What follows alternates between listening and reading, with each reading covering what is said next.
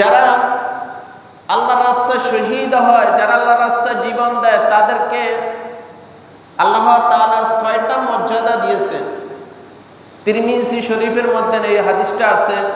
হযরত মিকদাম রাদিয়াল্লাহু তাআলা থেকে একটা হাদিস বর্ণিত হয়েছে। তিনি বলছেন, আল্লাহ রাসূল সাল্লাল্লাহু আলাইহি ওয়াসাল্লাম বলেন, যারা আল্লাহর রাস্তায় শহীদ হয় তাদের ৬টি মর্যাদা।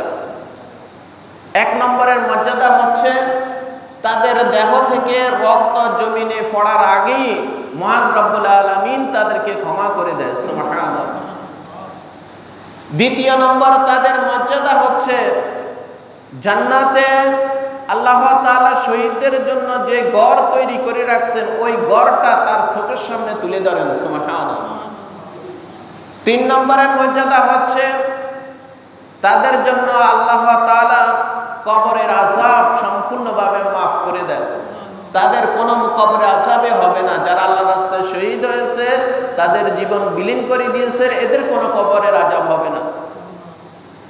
৪ নম্বর এদের মর্যাদা হচ্ছে মহান রব্বুল আলামিন কিয়ামতের এই ভয়াবহতা, কিয়ামতের এই কঠিন পরিস্থিতি, এই পরিস্থিতি থেকে আল্লাহ তাআলা শহীদদেরকে নিরাপদে রাখবেন।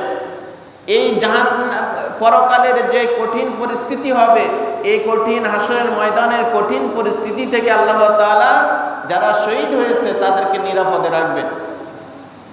৫ নম্বর তাদের যে মর্যাদা, সেই মর্যাদা হচ্ছে কিয়ামতের দিন আল্লাহ তাআলা তাদেরকে সম্মানের মুকুট পরিধান করাইবেন। সম্মানের মুকুট তাদের মাথার মধ্যে দেওয়া হবে। ইয়াকুতের পাথর দ্বারা, খুব মূল্যবান পাথর দ্বারা তাদেরকে এই মুকুট তাদের মাথার মধ্যে পরিয়ে দেওয়া হবে। ৬ নম্বর তাদের মর্যাদা হচ্ছে আল্লাহ তাআলা এদেরকে ৭২ জন হুরের সাথে তাদেরকে বিবাহ পড়িয়ে দিবেন এবং এই শহীদরা তাদের ফ্যামিলির ৭০ জনকে সুপারিশ করে জান্নাতে নিয়ে যাইতে পারবে। সুবহানাল্লাহ। তাহলে যারা আল্লাহর রাস্তায় শহীদ হয়, যারা আল্লাহর রাস্তায় নিহত হয়, যারা আল্লাহর রাস্তায় নিজেদের জীবনকে বিলীন করে দেয়, আল্লাহ তাআলা তাদের জন্য এই মর্যাদা রেখে দিয়েছে। সত্যের পথে বিশ্বাসের কণ্ঠ, বেস্ট ভয়েস, সচেতনতা, শিক্ষা ও অনুপ্রেরণা।